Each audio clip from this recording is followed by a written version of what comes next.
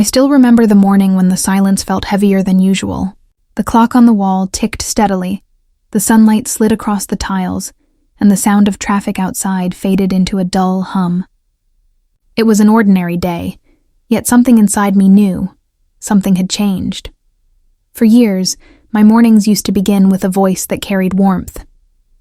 "Good morning, Mom," my son would say, his tone still sleepy but full of affection. Sometimes he'd hug me before heading to school. Sometimes he'd just smile from across the table as he grabbed his lunchbox. Those little moments were the heartbeat of my days. But now they had vanished quietly, without warning, without goodbye. He doesn't call me Mom anymore. He says ma'am, sometimes Ami, sometimes nothing at all. Just silence between words that used to mean everything. At first I laughed it off, telling myself that he was grown up now, busy with his own world, his own family. But deep inside I could feel something slipping away, something sacred between a mother and her child. I raised him alone. My husband passed away when our son, Arav, was only 8 years old. I remember holding his tiny hand during the funeral, trying to stay strong even as my heart broke into pieces. Arav looked up at me and said, "Don't cry. Mom, I'll take care of you when I grow up." Those words became my shelter through every storm that followed. I worked day and night, sometimes taking stitching orders from neighbors, sometimes staying up late tutoring children just to keep the lights on. There were days I didn't eat properly so Arav could have enough milk in the morning, but I never complained. Every time I saw his report card or watched him sleep peacefully after a long day, I felt my sacrifices were worth it. He was a bright boy, polite, caring, full of dreams. When he got a scholarship for university in the city, I was both proud and scared. I packed his bags with trembling hands and smiled as he hugged me goodbye. "I'll call every day, Mom," he said. And he did, at least for a while. In those early months, my phone would ring every evening. He'd tell me about his classes, his new friends, his small struggles. Sometimes he'd complain about the food at the hostel, and I'd laugh, promising to send homemade pickles on the weekend. That connection, even through the phone, made me feel like I was still part of his world. But slowly, the calls became shorter. Then they became fewer. Eventually, I found myself staring at the phone, waiting for a ring that never came. At first, I blamed myself. Maybe I was too emotional. Maybe I held on too tight. I tried not to message him too often, thinking I might annoy him. I told myself, he's busy, he's studying hard, he'll call when he can. But deep inside, a quiet ache began to grow. Years went by, and Arav graduated. I remember the day he called to tell me he had found a good job, his voice full of excitement. I was overjoyed. I felt like all those sleepless nights, all those sacrifices had finally meant something. He said, "Mom, I'll come visit soon." But soon stretched into months, then a year. He visited briefly once, tall, confident, wearing a suit that made him look like a man I didn't quite recognize. He brought along a young woman, his colleague, he said. They were polite, friendly, but in a way that felt distant. When he hugged me before leaving, it was light and quick. I remember standing by the doorway after they drove away, holding the shawl I had draped over his shoulders when he arrived. It still carried his faint cologne, and for a moment, I pressed it to my face, pretending he was still here. Then came the news of his marriage. I found out not through him, but through a mutual family friend. My son had gotten married in a small ceremony in the city. When I called to ask, he hesitated. "I was going to tell you, Mom," he said softly. "It was all so sudden." I congratulated him, pretending my heart hadn't just cracked in two. "I'm so happy for you," I told him. And I meant it. At least I tried to. Every mother wants her child to be happy. But happiness, I realized, sometimes comes with a price. And sometimes that price is distance. After his marriage, I waited for his invitation to visit. I imagined myself cooking for the two of them, sharing stories, helping his wife settle into the home. I even started knitting a blanket as a gift for her, but weeks turned into months again. The calls became even rarer. When I finally gathered the courage to visit the city myself, I stood in front of their apartment door, clutching a small bag of sweets and that knitted blanket. A woman opened the door, beautiful, poised, wearing a polite smile. "You must be Arav's mother," she said, her tone gentle but formal. I smiled back, but before I could step inside, she hesitated. "He's actually not home right now," she said. "Maybe you should call him first next time." Her words were kind, but they stung like needles. I nodded, forcing a smile. "Of course," I whispered. "I'll come back later." As I walked away, I could hear the faint sound of laughter from inside, a laughter that didn't include me. That night, I sat in my small rented room, staring at the city lights. The blanket I had made for her lay folded beside me, untouched. I told myself, maybe she's just shy. Maybe next time things will be better. But deep down I knew. I could feel my place in his world shrinking, slowly fading into the background. Months later, when Arav finally called, his voice was different, hurried, distant. "Mom, I've been so busy," he said. "Work, home, you know how it is." I wanted to ask him why he hadn't called on my birthday. I wanted to ask if he still thought of me when he came home from work, but I couldn't. Instead, I said, "I understand, Beta. Take care of yourself." He said, "Thanks, ma'am," and hung up. It was the first time he ever called me that, ma'am. I remember sitting there in silence for a long time, holding the phone to my chest. Something inside me broke quietly, without sound, like glass slipping from a shelf and shattering in slow motion. That night, I couldn't sleep. I walked around the small apartment, touching the walls, the framed photo of us on his graduation day, the old toys I'd kept in a box. I whispered to the empty room, "He used to call me Mom." The next morning, I made tea and sat by the window. The city outside moved on, cars honking, people rushing, the world spinning forward. But inside, I sat still, holding on to memories that no longer had a place in the present. Sometimes, silence isn't just the absence of sound. It's the presence of everything that used to be. Love, laughter, warmth, all gone quiet. And that was the day I realized. It wasn't just that my son stopped calling me Mom. It was that I had stopped being someone's mother in the way I used to be. Days turned into weeks, and weeks into months. Life moved in small, steady circles around me. Cooking, cleaning, tending to the little plants on my balcony, reading old letters. On the outside, everything looked normal, but inside, a quiet ache had settled in my heart. I told myself it was just a phase, that sons get busy after marriage, that this distance was part of growing up, his, not mine. I had spent so many years holding his hand, guiding him through everything. Perhaps now it was time to let go. But letting go was harder than I thought. Every morning, when I made tea, I still poured 2 cups. One for myself and one for him, out of habit. Sometimes I would sit at the table and look at the second cup growing cold, wondering if he'd even remember that tea used to be our little ritual. He liked it strong, with less milk. I could still see him as a boy, swinging his legs from the chair, sipping tea and saying, "Mom, yours always tastes better than anyone's." Now the cup sat untouched. There were moments when I wanted to call him, to just hear his voice, to ask how his day went. But each time I stopped myself. What if he was busy? What if his wife didn't like me calling too often? I didn't want to be a burden. I didn't want to be the mother who couldn't let go. So I waited. Sometimes, when loneliness felt heavy, I'd go to the market just to be around people. The vegetable sellers knew me well by now. They would smile, ask about my health, and for a few minutes I felt seen again.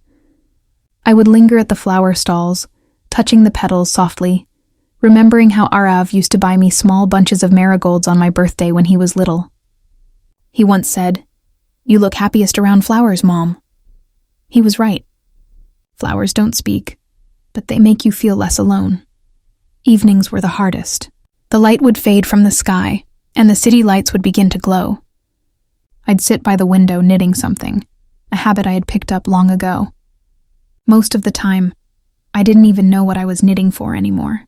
My fingers just needed something to do, to keep the thoughts from spilling over. Sometimes, I'd scroll through my phone and look at his old pictures. His first school uniform. The birthday cake we made together. The two of us standing outside our old house. His smile was different then. Softer, purer. It was a smile that belonged to me too. One night, I saw a new photo on his social media. Him and his wife, smiling at a restaurant table, a birthday cake between them. The caption read, "Best evening with my favorite person." I smiled at the screen. It was genuine, though a small part of me trembled inside. I was glad he was happy. Truly glad. But there was also a quiet whisper in my heart. The kind that asks, when did I stop being his favorite person? I told myself I shouldn't feel that way. Love isn't meant to be owned or measured. Still, when your whole world once revolved around one person, it's hard to accept that you've become a small corner in theirs. A few months later, I got a call from an unknown number. It was his wife. Her voice was polite, almost distant. She said Arav had been traveling for work and was quite busy. I thanked her for calling. After a pause, she asked if I was doing all right. "I'm fine," I said softly. And I was. At least that's what I told myself. When I hung up, I looked around the room. The walls felt emptier somehow. I walked to the shelf where Arav's old books still sat. I opened one, an old science textbook, and found a note inside. In his childish handwriting, it said, "Love you, Mom. I'll buy you a big house one day." I sat down with that note in my hands, my eyes blurring with tears. He had already given me everything I ever wanted. His laughter, his dreams, his childhood. I didn't need a big house. I just wanted to be remembered. In the months that followed, I started taking on small sewing jobs again. It kept me occupied, and it made the days pass a little faster. I stitched dresses for neighborhood children, curtains for newlyweds, and even little pillow covers with bright patterns. Every stitch felt like a memory being woven into fabric. One afternoon, a little boy from next door came running to me with a torn shirt. "Auntie, can you fix this?" he asked. I smiled and nodded. As I sewed, he sat beside me, swinging his legs. His voice, his innocent chatter, it reminded me so much of Arav. When he thanked me and ran off, I found myself whispering, "You're welcome, Beta," and for a brief moment, it filled the quiet space in my heart. As the year passed, my health began to weaken a little. Nothing serious, just the aches and tiredness that come with age. The doctor advised rest, but rest only made the silence louder. I often found myself talking to the walls, to the framed photos, to the memories that lingered like old friends. Sometimes I imagined Arav walking through the door. I imagined his voice calling, "Mom, I'm home." The thought alone brought a strange comfort. Maybe that's what hope is. Believing in something even when you know it might never happen. Then one day, I received a message from him. Just a short one. "Hey, hope you're doing well. Been a little busy. We'll call soon." I read it over and over. 3 lines, that's all. But to me, it felt like sunlight breaking through a cloudy sky. I replied, "I'm fine, Beta. Take care of yourself." I wanted to say more, to tell him I missed him, that I still made his favorite tea every morning. But I stopped myself. Mothers often carry love silently. After that message, he didn't call for several weeks. But I held on to those words, "We'll call soon," as if they were a promise. To fill my evenings, I began visiting the nearby park. There were benches under large trees, and the sound of children playing always brought me peace. I would sit there for an hour, sometimes knitting, sometimes just watching the sky change colors. There was an elderly couple that came regularly too, the man pushing his wife's wheelchair, both smiling as they fed the birds together. Watching them made me think of what life could have been if my husband had lived longer, if our little family had stayed whole. But fate doesn't ask for permission. It simply moves forward. One day it began to rain while I was still in the park. Everyone ran for shelter, but I didn't. I stayed there letting the rain soak through my clothes. The air smelled fresh, and for a moment, it washed away the heaviness inside me. When I got home, I made tea and sat by the window again. The sound of the rain felt like company, a soft, endless conversation with the past. I realized then that loneliness doesn't always mean being alone. Sometimes it means being surrounded by memories that have nowhere to go. That evening, I found myself writing a letter to Arav. Not because I expected a reply, but because I needed to say things that had no place in short text messages. I wrote slowly, carefully. My dear son, I hope you're happy and healthy. I know life keeps you busy, and I understand that you have responsibilities now. I just want you to know that I'm proud of you. More than words can ever say. I miss you, but I don't want you to feel guilty for that. Every mother waits, it's what we do. And even when you forget to call, my heart never stops blessing you, love, Mom. When I finished, I folded the letter neatly and placed it inside a book, the same one that still held his childhood note. Some words are not meant to be sent. They are meant to be kept, as whispers to time. That night, I felt peaceful for the first time in months. Maybe love doesn't always need to be returned. Maybe it just needs a place to rest. It happened on an ordinary Thursday, one of those quiet, windless afternoons where time feels heavy and slow. The clock ticked lazily on the wall, and I sat on the edge of my bed, folding clothes that no one else would wear. I had just finished a cup of tea when the phone buzzed. The sound startled me. It had been weeks since I'd heard that tone. My heart skipped a beat as I saw his name flash on the screen. Arav. For a moment, I froze. I wanted to answer right away, but my hands trembled. I wiped them quickly on my shawl and pressed the button. Hello? My voice came out smaller than I expected. There was a pause. Then his voice, calm, polite, distant.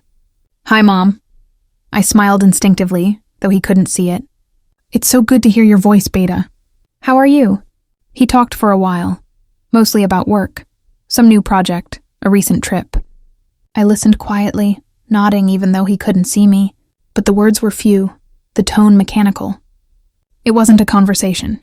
It was an update. I could hear other voices in the background, maybe his wife, maybe colleagues. Before I could ask how she was doing, he said softly, Mom, actually, the reason I called... He paused, searching for words. We're moving abroad. It's a good opportunity. Just wanted to let you know. The world seemed to tilt a little. I clutched the phone tighter. That's wonderful, Beta, I said, forcing my voice to sound cheerful. You've worked so hard. You deserve this. He thanked me, said something about being busy with paperwork, then promised to stay in touch. The call lasted less than 5 minutes. When the line went dead, I stared at the phone screen for a long time. The last message blinked faintly. Call ended. Abroad. A word that sounded so small, but carried oceans between us. That night I couldn't sleep. I lay on my bed, listening to the fan hum softly, and thought about how far abroad really was. Would I still get to see him once a year? Once in 5? Or maybe never again, except on a glowing screen? I turned to look at the framed photo of us on the nightstand. It was taken years ago. Arav in his college graduation gown, me standing beside him, my hand resting on his shoulder. I remembered how proud I felt that day, how I thought the world was opening wide for him. I didn't realize it meant it would also close around me. The following days felt strangely quiet. Even the city's noise and the traffic, the vendors, the chatter, seemed distant. I went about my chores slowly, as if each task weighed more than it used to. I tried not to think about packing in airports and goodbyes. I told myself I was happy for him. That's what mothers are supposed to feel, right? Pride, not pain. But every time I saw an airplane in the sky, my eyes followed it until it disappeared behind the clouds. A few days later, a delivery boy arrived at my door. He handed me a medium-sized box with Arav's name on it. My hands shook as I signed the paper. When I opened it, I found a few household items. Books, some clothes, a framed photo of me that used to be on his study table. At the bottom there was a small envelope with my name written neatly. Inside was a letter, typed, not handwritten. Mom, I'm sorry I couldn't visit before we leave. Things are moving really fast. I wanted to send you a few of my things so you'd have them. I'll call when we settle in. Please don't worry about me. Take care of your health. Love, Arav. I read it several times. There was nothing wrong with it. Polite, caring, respectful. But it felt like reading a note from a stranger. Typed words, no warmth, no small inside jokes like he used to write. I placed the letter beside the one I had written months ago, the one I never sent. Together they looked like echoes of two people who once knew how to talk, but forgot along the way. The days passed quietly after that. The apartment felt bigger, emptier. I began giving away a few things. Clothes I no longer wore, old kitchen utensils, even some of Arav's childhood toys. I couldn't explain why, but I felt like I was preparing for something. Maybe for the silence that was coming. A week before his departure, I received another message. "We're flying out next weekend. I'll video call you from the airport." He didn't. I waited that whole evening, sitting near the window with my phone in my hand. The light faded, the sounds of the city turned into whispers, and still, the screen stayed blank. At midnight, I realized the call wasn't coming. I went to bed, but my mind kept replaying the last time he had hugged me, years ago, brief and distracted. The next morning I made tea, but it tasted bitter. Not because I forgot the sugar, but because my heart wasn't in it anymore. I sat there thinking about how easily life moves on. Children grow, dreams expand, and somehow love gets lost in translation. No one means to hurt anyone. It just happens, quietly, like dust settling on old furniture. That evening, my neighbor, Mrs. Rao, knocked on my door. She was in her 60s, cheerful and kind. "You haven't been out lately?" she said. "Come join us at the temple fair tomorrow." I hesitated, then agreed. Maybe a little noise and color would help fill the empty corners of my heart. The next day I went with her. The fair was lively. Children laughing, music playing, the smell of sweets in the air. I smiled politely, bought some flowers, and for a while, let myself forget everything. But in the crowd, I saw a young man helping his mother buy bangles. He looked so much like Arav for a second that my breath caught. The woman held his hand as she laughed, and I felt something sharp twist inside me. I turned away quickly, blinking back tears. That simple gesture, a son holding his mother's hand, had once been my everyday comfort. Now it was just a memory that belonged to someone else. When I returned home, the silence greeted me again. The clock ticked. The room smelled faintly of jasmine from the flowers I had bought. I sat down and whispered to myself, he must have reached by now. That night, I dreamt of him as a little boy again, running toward me after school, waving his report card. "I got first prize, Mom," he said in that bright, excited voice. I lifted him, spun him around, laughing as his small arms wrapped around my neck. But then, as dreams do, everything changed. His face grew older, his smile faded, and he walked away into a fog I couldn't enter. I woke up with tears on my pillow. In the following weeks, I tried to adjust to the thought of him being far away. I learned to measure my days by smaller things. The taste of morning tea, the bloom of flowers on my balcony, the sound of the temple bells in the distance. I wrote letters I never sent. I spoke to his photograph as if he could hear me. And slowly, I began to understand something. Maybe love isn't meant to stay the same. Maybe it changes shape, from touch to memory, from closeness to distance, from words to silence. It hurt to admit it, but I had to. My son had built a new world, and I was no longer at the center of it. That realization didn't come with anger, only with a soft, quiet grief. Still, I prayed for him every night. I prayed that he would find joy, that he would never feel the emptiness I did, because that's what mothers do. Even when forgotten, they keep loving. Even when not called Mom, they keep being one. One evening, as the sun dipped low, painting the walls in orange light, I whispered to myself, maybe this is what growing old means. Learning to love from far away. The words comforted me, even though they hurt. I didn't know it then, but life still had one more moment waiting for me. A a quiet, unexpected gesture that would change how I saw everything. The first few months after Arav moved abroad felt like walking through fog. The days blended together, each one quiet, each one somehow the same. The morning sun would fill my little kitchen. I'd make tea, water the plants, and sit by the window, my small world still turning, even if his had moved far away. I thought I would cry more. I thought I would break down. But I didn't. Tears had turned into something else, something softer, almost invisible.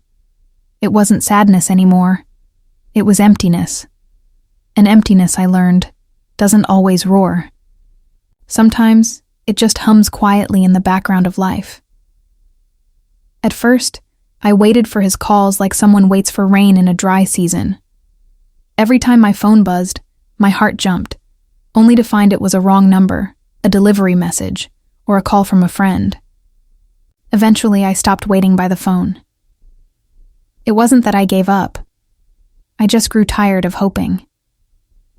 One morning, I woke up and decided I needed to do something different. I had been living inside the walls of memory for too long. Arav had his own life. Maybe it was time I found mine again. So I joined a small community center nearby. They offered free classes, art, yoga, and reading groups for older people. The first day I sat quietly at the back of a painting class, unsure of what I was doing there. The instructor gave us brushes and colors and told us to paint what we felt. I looked at the blank canvas for a long time. I didn't know how to paint. I hadn't held a brush since school. But then, without thinking, I began to paint a small figure. A woman standing by a window. Sunlight touching her face. A single cup of tea beside her. Around her there was quietness, but her eyes looked calm. When I stepped back and saw it, I realized it was me. I smiled, a small, peaceful smile. For the first time in years, I felt something light inside my chest. Not happiness exactly, but peace. I started going to that class every week. Slowly, I made friends. Other women my age, each with her own story. Some had children living abroad. Some had lost their husbands. Some were simply alone. When we talked, there was comfort in the shared understanding. No one judged. No one pitied. We simply listened. One woman, Lata, became especially close to me. She was soft-spoken and kind. We often sat together after class, sharing snacks and stories from our younger days. One afternoon, she said something I never forgot. When children grow up, we stop being the center of their world. But that doesn't mean we stop being mothers. It just means we love from a distance. I nodded. Her words sank deep into me. That evening, I came home and looked around my apartment. For the first time, it didn't feel like a place of waiting. It felt like my own home again. I cleaned the shelves, rearranged the furniture, and hung my painting on the wall. It wasn't perfect, but it reminded me that I was still here, still capable of creating something beautiful. Days turned into weeks again, but this time, they didn't feel heavy. I began writing in a small journal every night. Small notes about my day, things I saw, how I felt. Sometimes I wrote letters to Arav but never sent them. Writing became my way of speaking when there was no one to listen. Then, one afternoon, I received an email. It was from Arav's wife. My heart raced as I opened it. She wrote that they had settled well abroad, that life was busy but good. She thanked me for raising him so well, said he was doing great at work, and attached a few pictures of their new home, their garden, and one of them smiling in front of a tall building. At the end, she wrote, "He talks about you often, you know. He misses your cooking." That line, simple, almost casual, filled my eyes with tears. I didn't realize I had been holding my breath until that moment. He missed my cooking. He remembered, It was strange how such small words could feel like a hug across oceans. I closed the email, sat back, and smiled through tears. Maybe he didn't call often. Maybe he forgot birthdays. But deep down, he still carried a part of me. That night, I cooked his favorite dish, aloo paratha with butter, even though there was no one to share it with. As I ate, I imagined him as a child again, sitting across from me, asking for one more. The memory was so vivid that I could almost hear his laughter. After dinner, I stepped out onto the balcony. The sky was full of stars, scattered like the moments we once shared. I whispered, "I'm happy for you, Beta." And the wind carried my words into the night. The next morning, something inside me felt lighter. I made tea and poured 2 cups again. One for me, one for memory. It wasn't out of sadness anymore, but out of gratitude. Those years, those moments, they were real. They were mine, and no distance could take them away. A few days later, at the community center, we had a small event where everyone shared their art and stories. When it was my turn, I stood before the small group and spoke softly. "I used to think love meant holding on," I said. "But now I know. Sometimes love means letting go, quietly, gently, without anger, without demand.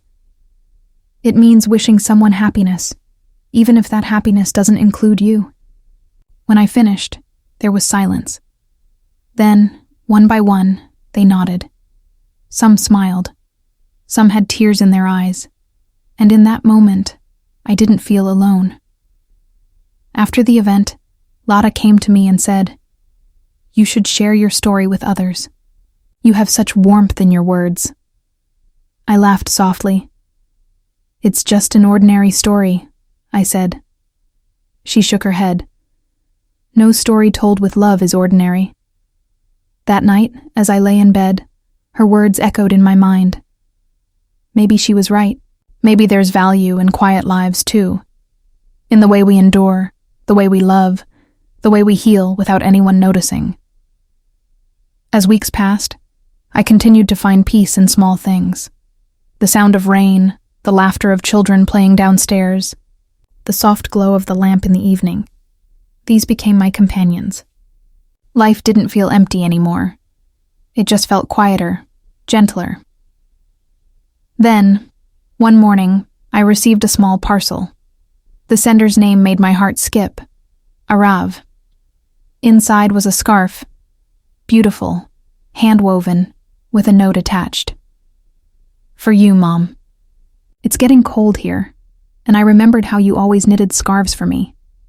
Thought it's time I send one back. Love, Arav." I held the scarf close to my chest, inhaling the faint scent of new fabric. My eyes blurred, and I smiled through the tears. It wasn't a grand gesture. It wasn't a long message. But it was enough. Sometimes love returns quietly, without fanfare. It arrives in small packages, in simple words, in moments that say, "I remember you." That evening, I wore the scarf and sat by the window with my tea. The city lights shimmered in the distance. I didn't cry. I just sat there, feeling the warmth of that cloth and the warmth of his thought. For the first time in years, I didn't feel forgotten. I felt understood. Not through words, but through something deeper. As night settled, I whispered softly, "Thank you, my son." And in the silence that followed, it almost felt like I heard him whisper back, from across the world, "I love you, Mom." It's been 3 years since the day my son stopped calling me Mom. And yet, when I wake up every morning, it feels like just yesterday that his little hand held mine as we crossed the road, his voice filling the air with endless questions and laughter. Time has its own strange way of softening pain. It doesn't erase it. It just wraps it in gentleness, until one day, you can look at your memories without breaking. I've learned to live differently now. My days have a rhythm, a calm that used to scare me but now feels comforting. The mornings begin with tea and quiet prayer. I water the plants, watch the birds, and sometimes hum old songs I used to sing to Arav when he was a boy. The silence that once felt heavy has turned into a friend. It sits beside me when I read, walks with me when I go to the park, and whispers softly at night. Not of loneliness, but of peace. I no longer wait for the phone to ring. I don't count the days since his last message. Instead, I count the blessings in my day. The gentle sun, the laughter of my neighbor's children, the little joys that once went unnoticed. Arav calls sometimes now, not often, but enough. The conversations are short, simple. Updates about work, the weather, his new project. But every word is precious. When he says, "Take care, Mom," I still feel that tiny ache in my heart. But it's no longer from pain. It's from love that has learned to stand on its own feet. Sometimes he sends pictures, a weekend trip, a family dinner, their new car. I look at them and smile, whispering silent prayers for his happiness. There's no jealousy, no bitterness, only warmth. That's the thing about a mother's love. It changes shape, but it never disappears. Last winter, during one of my community center meetings, we were asked to talk about what peace means to us. When it was my turn, I stood up and said softly, "Peace for me is when I stopped waiting for things to go back to how they were. It's when I learned to be grateful for what is, instead of what was." The room was silent. Then someone started clapping, and slowly, others joined in. It wasn't applause for something great I'd done. It was a shared understanding. Every person there had loved someone who drifted away. Every heart there knew what it felt like to love without return. After the meeting, a younger woman came to me. She had tears in her eyes. She said, "My mother and I haven't spoken in years. Listening to you, I think I want to call her." I held her hand and said, "Don't wait too long, Beta. Mothers forgive easily, but time doesn't wait for anyone." That evening, as I walked home, I realized something. Maybe that's what all this pain was for. Not to break me, but to soften me. To teach me that love, at its purest, doesn't ask for anything in return. One Sunday morning, while cleaning my old cupboard, I found a box full of Arav's childhood things. A tiny red sweater, a toy car, his first school drawing, a birthday card that said, "To the best mom in the world." I sat down on the floor, holding that card, and smiled. The edges were worn, the colors faded, but the words still carried warmth. In that moment, I didn't feel sad. I felt grateful for the little boy he once was, for the man he had become, for the love that had filled our home once upon a time. I put everything back in the box carefully, tied it with a ribbon, and placed it on the shelf. Not to hide it away, but to honor it, like a treasure that doesn't need to be reopened to know its worth. Life keeps moving, quietly but surely. Sometimes I sit by the window and watch families walking together, parents holding their children's hands, talking, laughing. I don't feel jealous anymore. Instead, I feel a quiet blessing rise inside me. May they never forget each other. Every mother, I've learned, carries two hearts, one that beats for herself, and one that beats for her child, no matter how far he goes. Even if the world changes, even if names and relationships fade with time, that second heart never stops beating. Some nights, I dream of Arav as a little boy again. In my dream, he runs toward me with open arms, shouting, "Mom!" I wake up smiling. It doesn't make me cry anymore. It feels like my soul reminding me that love doesn't disappear. It just lives in different forms. Last month, he called out of the blue. His voice sounded softer than usual. He said, "Mom, we're expecting a baby." For a second, I couldn't speak. My hands trembled and my heart felt like it might burst. Then I laughed, a deep, heartfelt laugh that filled my small room. "Congratulations, my son," I said. "You'll be a wonderful father." After we hung up, I sat quietly, staring at the ceiling. The world felt full again, not because of the call, but because I realized life always gives us new ways to love. I started knitting the next day.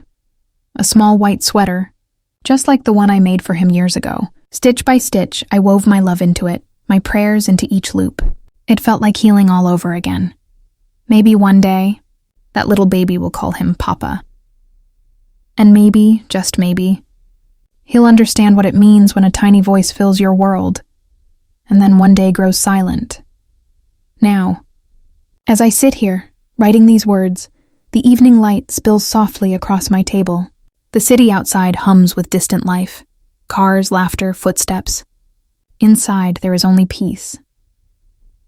I look at my painting on the wall, the woman by the window, sunlight on her face. She's still there, still standing, still calm. That woman is me, and she's stronger than she ever thought she could be. I've learned that love doesn't always stay the way we expect it. Sometimes it changes shape. Sometimes it walks away, but the beauty of love is that it leaves warmth behind. Something you can carry, quietly, for the rest of your life. I don't know when Arav will visit next. Maybe next month, maybe next year. It doesn't matter. Because now I understand, being a mother isn't about being remembered all the time. It's about remembering, always. When I see the stars at night, I whisper his name. When I smell rain, I think of his laughter. When I sit down for dinner, I still set 2 plates, one for me, one for memory. And that, I think, is the quiet strength of a mother's heart, to keep loving, even when no one is watching, to forgive, even without apology, to hope, even when hope is silent. So if you're listening to this, maybe you're a mother or a son, or a daughter. I just want to say this. Call your mother, write to her, tell her you love her. Because one day, when the calls grow fewer and the voices fade, all that will remain are the words you did say, not the ones you waited too long to speak.